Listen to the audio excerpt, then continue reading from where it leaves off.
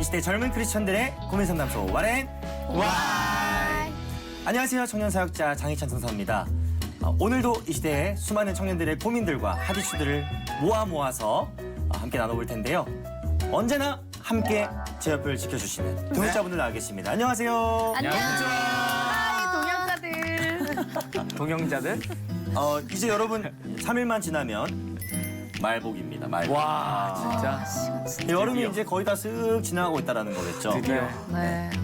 여러분 이 복날에 혹시 즐겨 드시는 보양식 같은 거 있으세요? 복날 하면 이걸 빼놓을 수가 없죠. 삼계탕 많이 먹죠.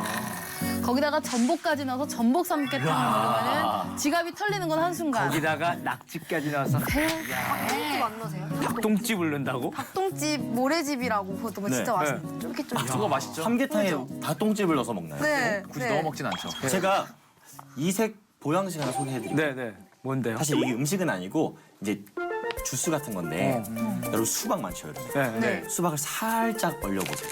네. 살짝 얼린 다음에 그거를 좀 퍼서 네. 미숫가루 한 스푼만 넣은 다음에 미숫가루. 싹 갈아서 호로록 드시면 네. 여러분 웬만한 음료수 가게보다 훨씬 맛있는 음료가 됩니다. 진짜요? 맛있겠다. 난리가 납니다.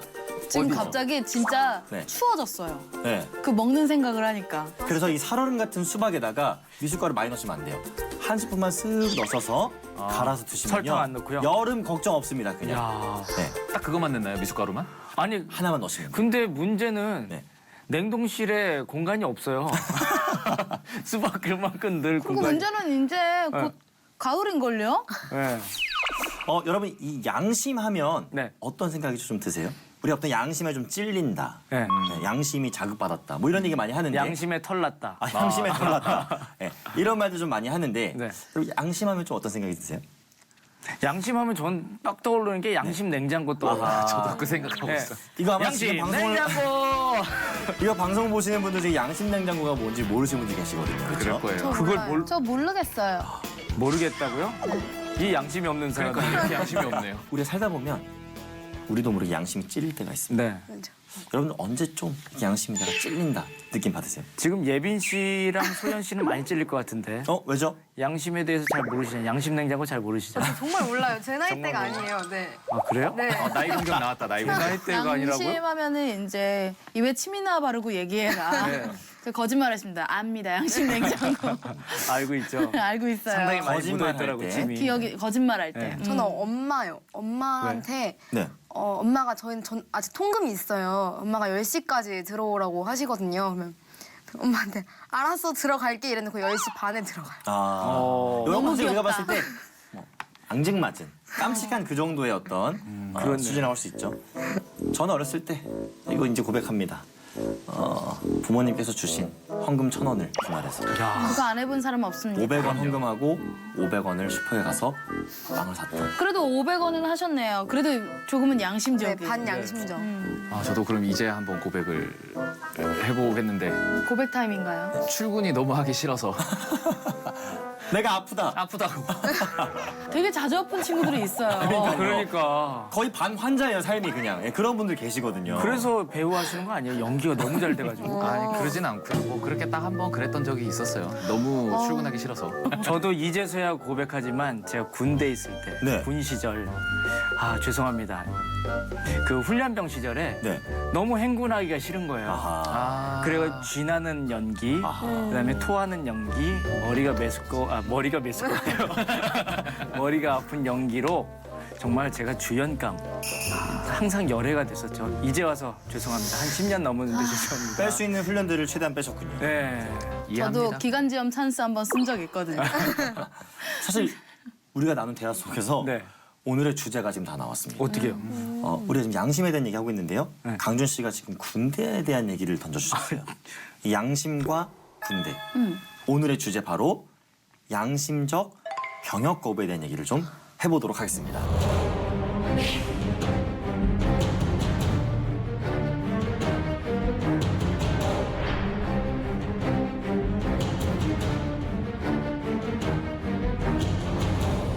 양심적 병역 거부에 대한 대체 복무제를 인정하는 헌법재판소의 결정에 대체 복무제를 마련하지 않은 병역법 조항에 대해서 헌법에 합치되지 않는다고 판단했습니다. 헌법재판소가 양심적 병역 거부자를 위한 대체 복무제를 만들라고 처음으로 결정했습니다.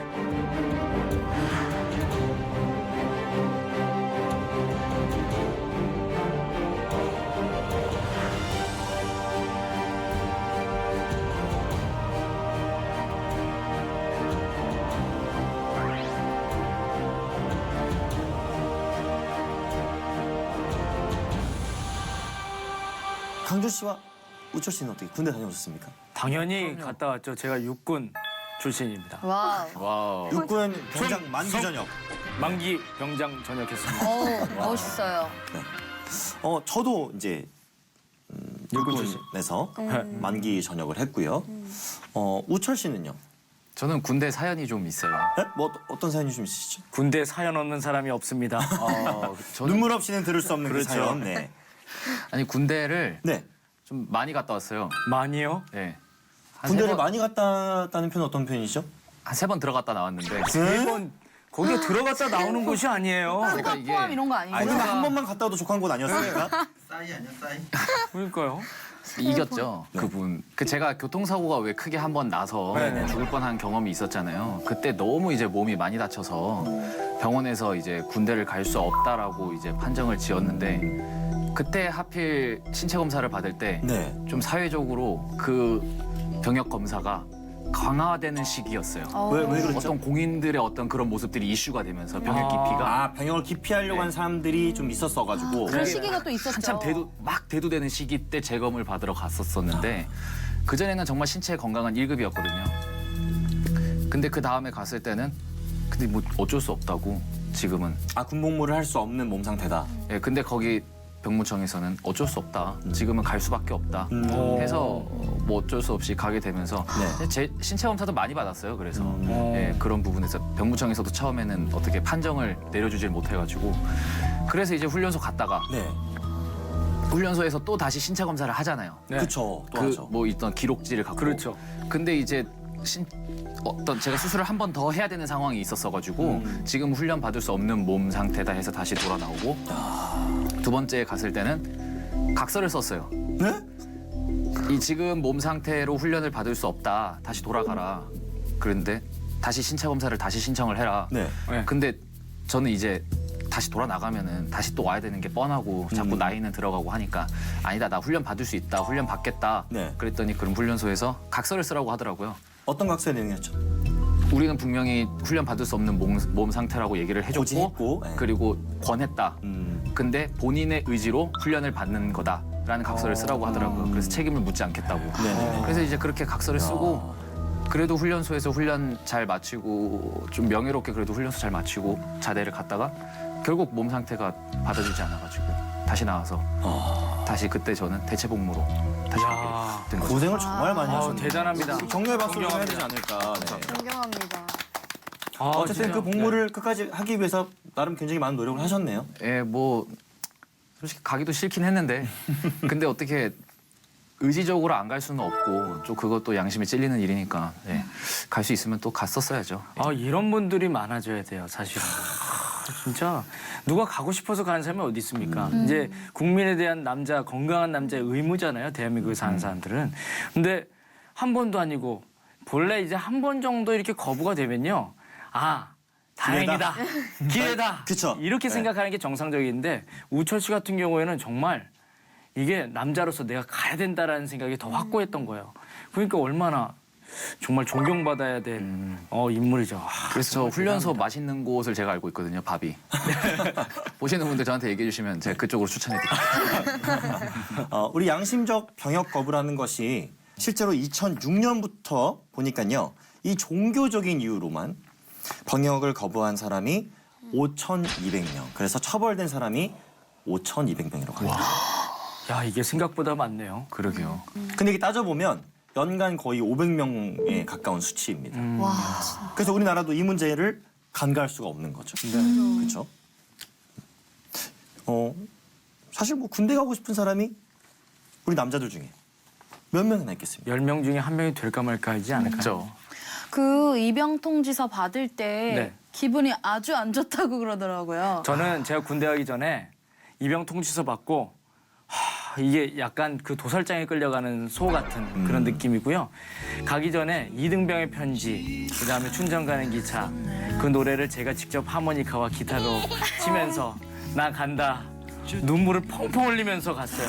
실제로 제 친구는 제 앞에서 울었어요. 그러니까. 네, 받았거든요. 그래서 10월에 이제 입대를 해야 돼요. 그렇죠. 소연 씨 친구분들은 네, 이제 갈 한참 때죠. 갈 나이 때니까. 근데 걔가 진짜 나라를 잃은 표정을 지으면서 나라를 지키러 나라를 가는데 지키러 가야 돼. 네, 나라를 잃은 표정을. 표정으로 네, 간다고 하면서 갑자기 우는 거예요. 저 정말 깜짝 놀랐어요. 걔를 고등학교 때부터 봤는데 그런 모습이 있는 줄을 처음 알았어요.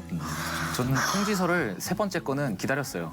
그냥 빨리 나와서 빨리 그냥 갔으면 좋겠어. 그래, 이제는 그냥 갔다 너무 오자. 지겨우니까요. 진짜 어. 진짜 뭐 정신승리다. 여기는 해탈한 거의 한 느낌이었겠네요. 8년, 10년간을 군대 때문에 지금 뭐 그랬었어. 고생을 하셨으니까요. 뭐 가족들이 이제 군대를 가면은 형제가 군대를 가면은 따라가잖아요. 네. 저도 훈련소에서 진짜 떠나가라 울었어요. 너무 슬퍼가지고 걔가 마치 다시 안 돌아올 것 같은 막 그런 생각이 드는 거예요. 진짜 슬퍼요. 가장 맞아요. 슬플 때가 훈련소 입소하기 전에 이제 부모님 떨어져 나가고 자 이제 아. 훈련소에 입소하실 분들 앞으로 나오세요. 그래서 부모님께 격려할 때 그때 갑자기 내 머릿속에 띠디디 이등병의 편지가 나오면서 눈물이 너무 우리 힘든 첫날 밤의 문제예요, 그 저. 어색함. 예. 훈련소 입대 첫날 밤. 우리가 흔히 생각하기에 여호와의 증인 신도들만 병역 거부를 한다고 생각하는데 네.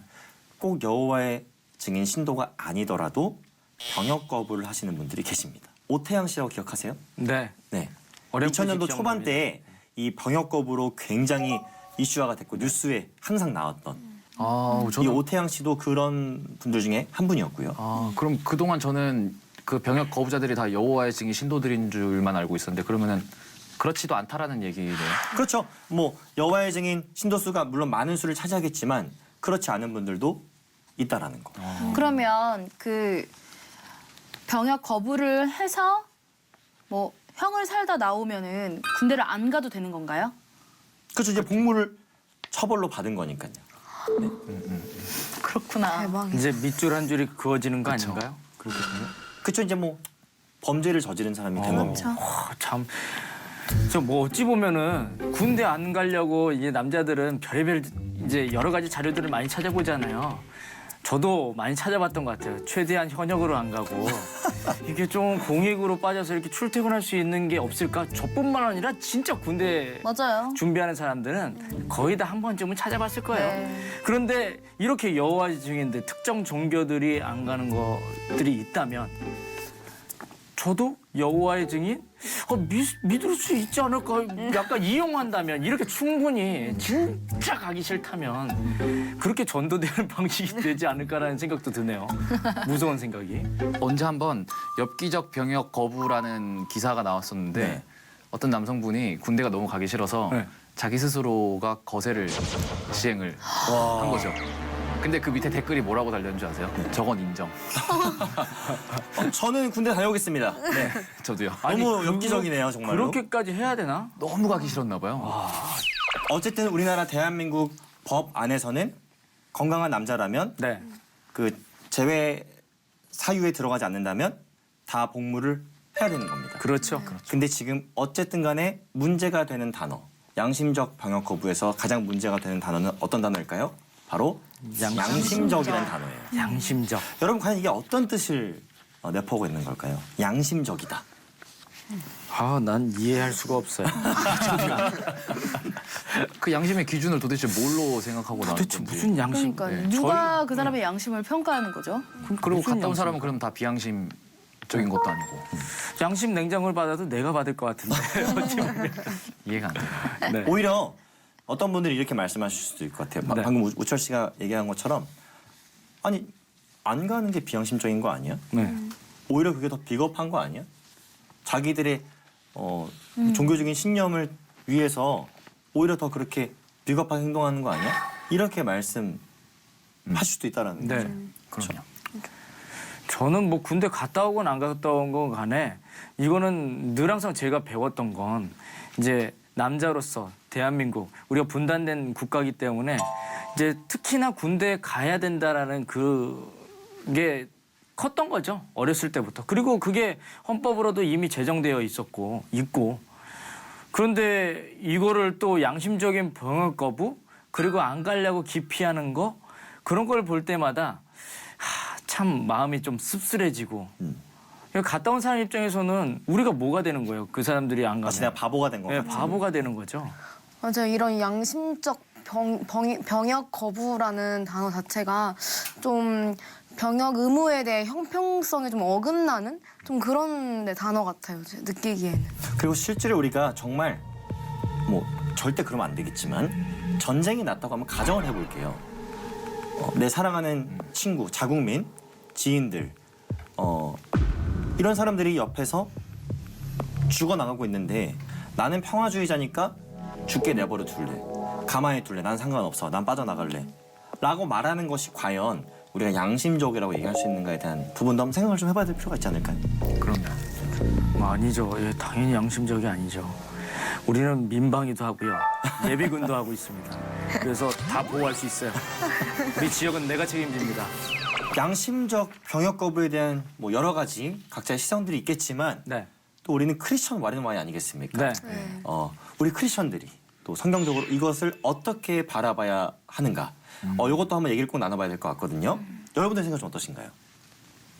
성경에 보면은 네. 아까 얘기하셨지만 군사, 군대, 뭐 전쟁 이런 얘기들이 굉장히 많이 나오고 그렇게 싸울 때 하나님께서 도우시는 경우들도 굉장히 많이 있잖아요.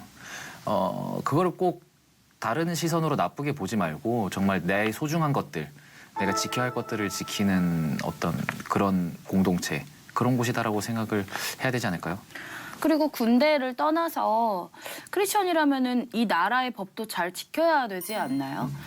나라의 법을 지키지 않으면서 하나님을 믿는다는 것은 조금 말이 안 되는 것 같아요. 그래서 그런 의미에서도 군대에 당연히 가야 되지 않나, 법으로 제정이 되어 있기 때문에.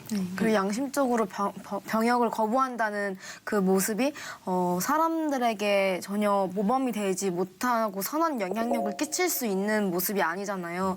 네, 그러면 크리스천으로서는 그 행동은 하지 말아야 하는 행동인 것 같아요. 저도 소연 씨랑 비슷한 생각인 것 같아요. 일단은 덕이 안 되는 거. 이제 모든 대한민국 국민에게 있어서는 남자로서는 특별히 군대에 갔다 와야 되는 의무인데 이제 몸이 안 좋으면 어쩔 수 없이 못 가는 건 당연한 거고 그렇지만 건강한데도 불구하고 그걸 회피하고 피하려는 방도로 여러 가지 그런 수단으로 이용한다면 그건 덕이 안 되는 거고 크리스찬으로서는 더더욱이나 덕이 안 되기 때문에 이해가 안 되는 겁니다. 제가 바라보는 이 문제의 아주 핵심적인 사안은 바로 이건 것 같아요. 과연 개인의 신념과 국가의 법이 충돌했을 때 과연 개인은 어느 정도까지 국가의 법에 따라야 하는가. 이것이 바로 이 사안의 핵심이라고 볼 수 있습니다. 네, 성경을 보니까요. 로마서 13장에 바울은 이렇게 얘기하거든요. 너희들은 너희 위에 있는 권세들에게 복종하라. 그리고 나서 뭐라고 얘기하냐면 그 권세들을 우리가 세운 것 같지만 하나님께서 세우셨고 그 권세들에게 복종하지 않는 것이 마치 하나님에게 복종하지 않는 것과 같다라는 말씀이 로마서 13장에 나옵니다. 제가 딱 원했던 말씀이에요. 그 말씀을 생각하고 계셨군요. 네, 근데 여기서 한 가지 여러분 의문점이 꼭 드셔야 돼요. 네. 어떤 의문점이 드냐면 그러면 모든 정부의 법 어떤 지침에 대해서 우리는 무조건적인 순종을 해야 되는 것인가? 라는 질문이 드셔야 돼요. 과연 그럴까요? 그렇지는 않죠. 이제 이성적으로 판단했을 때도 사실 뭐 법이 다 완벽한 건 아니잖아요. 점점 개선되고 더 이제 지금 살고 있는 국민들에게 맞게끔 법이 바뀌고는 있잖아요. 근데 안 좋은 법들은 물론 이야기를 해야 되겠죠. 근데 무분별하게 그런 것들이 싫다고, 근데 개인적으로 싫다고만 해서도 안 될 것 같아요. 뭐 제 생각은 그렇습니다. 그리고 크리스천으로서 가져야 하는 선한 분별력이 거기서 이제 사용되어지는 것이 아닌가라는 생각이 좀 들었어요. 사도행전 5장을 보면 굉장히 재밌는 상황이 등장을 합니다. 베드로와 사도들이 하나님께서 주신 그 명령, 너희들은 땅끝까지 증인이 되라. 이 명령을 잘 완수하기 위해서 곳곳을 다니면서 담대하게 복음을 전했어요. 근데 그것을 언짢게 여겼던 대제사장들이나 또 지도자들이 너네 이제 전하지 마. 너네 이제 복음 전하지 마. 이렇게 직접적으로 얘기했거든요. 그러니까 실제로 자신의 신앙적인 신념과 또 어떤 지도자들 간의 충돌이 생긴 겁니다. 그때 베드로가 기가 막힌 얘기를 해요. 내가 하나님의 말을 들어야 되겠냐, 너네 말을 들어야 되겠냐. 이렇게 말합니다. 저는 그 말씀을 읽을 때마다 소름이 너무 돋아가지고 주체가 안 돼요. 내가 하나님의 말씀을 들으랴, 너희들의 말을 들으랴. 우리가 정부와 또 국가기관, 법의 질서에 순종하고 순응하는 것은 크리스천으로서 마땅히 지켜야 될 사회적 책임이지만 그것이 하나님의 명령과 상충되거나 상반된다면 우리는 당연히 하나님의 명령을 따라야 된다는 거죠. 자, 2019년 말까지 이 방역법이 개정이 되어야 합니다. 이런 양심적 병역 거부자들을 위한 대체 복무 방안이 논의가 되고 있고요. 방안이 나와야 되는데 모두가 좀 윈윈할 수 있는 또 많은 이 시대 청년들이 군 기피를 하지 않도록 할 수 있는 방안들이 좀 뭐가 있을까요? 여러분들이 생각하시는 말씀하세요. 전쟁이 싫고 총이 싫고 이제 그렇게 해서 양심적으로 병역을 기피하는 건데 그러면은 그렇지 않고 어떤 사회적으로 어떤 굉장한 노동력이 필요한 곳에 일반인들이 하기에는 너무 버겁고 또 힘든. 일반인들이 또 피하는 그런 직업들이 있을 거 아니에요. 그런 일들이 그런 곳에서 그 개월수를 좀 길게 하는 거죠. 현역들보다 한 3년 정도, 4년 정도. 그렇게 하면은 그들이 과연 어떤 양심을 가질지 또 알아볼 수도 있고 그렇게 또 해볼 수 있지 않을까. 과연 그때도 양심적 병역 거부라는 네. 말을 쓸 수 있는지. 네네네. 그렇게 해보면 진짜 만약에 자기가 그래도 진짜 양심에 찔려서 안 가겠다고 하면은 그렇게 가면 되는 것이고 어쨌든 말씀하신 거는 네. 그 대체 복무의 방안이 현역으로 가는 것보다는 훨씬 더 더 조금 힘들고 육체적으로 좀 어려워야 된다. 네. 모두가 납득할 수 있을 만한 정도의 수준이어야 된다라고 네. 말씀하시는 것 같고요. 아니면은 그런 항목들을 몇 개 제외하고 할 수 있는 일을 군대에서 만들면 되지 않나요? 오. 예를 들면은 군대에도 진짜 행정을 보는 사람들이 있고 네. 근데 물론 다 같은 훈련을 받고 한다고 들었어요. 네, 네. 그렇지만 이제 그런 부분에서 특정 부분에 거부감이 든다면 네. 그런 부분을 제외하고 군대는 똑같이 2년이나 뭐 가되 다른 어떤 일들을 군대 안에서 대체할 수 있을 만한 일을 만드는 게 좋지 않을까. 저 같은 경우에는 이제 윗선들이 바뀌어야 돼요. 이제 정치를 하시는 분들이 사실 군대를 다녀오신 분도 계시겠지만 군대를 안 다녀오신 분들이 많고요. 군대를 회피하신 분들이 대다수가 이런 법률을 만들고 계시기 때문에 사실 그분들의 마인드가 좀 깨져야 이 양심적 거부 뭐 이런 문제들이 해결되지 않을까 생각이 됩니다. 예전에 뭐 보온병 들고서 이게 폭탄이다 뭐다 이렇게 얘기한 것도 보면요. 이 군대에 갔다 온 사람들은 확 알 수 있거든요. 근데 안 갔다 온 분들이 이런 것들을 법률을 만들다 보니까 약간의 되게 부정적인 것도 있고 이제 어찌 보면은 사실상 그 틈들을 다 만들어주는 거죠. 이렇게 서로 이제 핑계거리를 만들어서 군대를 안 갈 수 있는.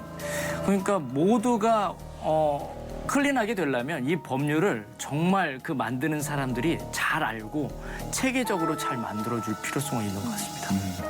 맞아요. 군대를 갔다 오신 분들과 현역으로 이제 군 생활을 하고 계시는 분들이 이게 형평성에 어긋나지 않다는 그 생각을 들 수 있는 정말 그러한 체제를 만들어 주는 게 가장 좋은 방법일 것 같아요. 물론 그것이 굉장히 어렵겠지만 네.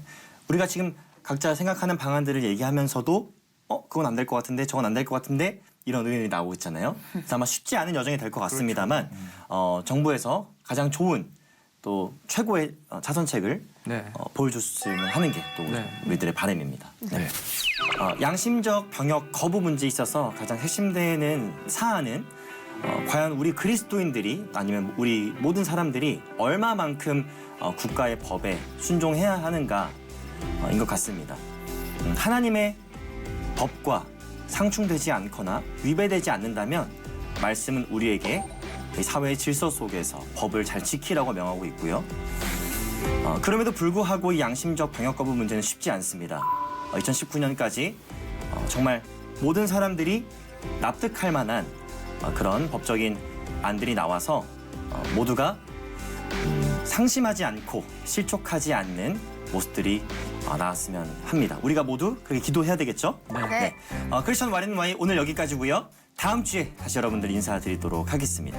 이 시대 젊은 크리스천들의 고민 상담소 와렌 와이. 안녕. 오철의 프리한 토크. 네? 좋니?